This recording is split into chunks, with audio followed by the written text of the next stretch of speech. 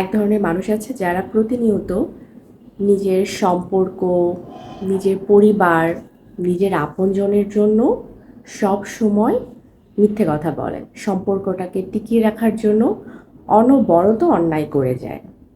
নিজের সম্পর্ককে তারা মূল্যায়িত করে কিছু ভুল কাজের মাধ্যমে, যে আমি এই ভুল কাজগুলো না করলে হয়তো আমার আপনজনকে আমি হারিয়ে ফেলবো।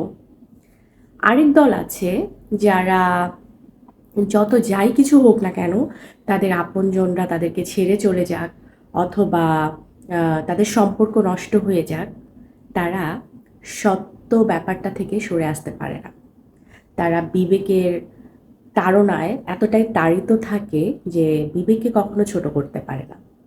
এই ধরনের মানুষের বন্ধু আপনজনেরা খুব কম থাকে, কারণ তাদের সত্যি ব্যাপারগুলো আশেপাশে মানুষগুলো নিতে পারে না।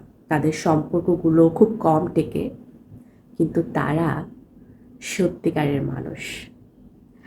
তারা জীবনের সত্যিকারের মনুষ্যত্ব বহন করে মানুষ হয়ে মৃত্যুবরণ করতে পারে। এই ধরনের মানুষের সংখ্যা আজকাল কমে গেলেও আছে, কিন্তু এদের কদর করা উচিত, এদের ভালোবাসা উচিত।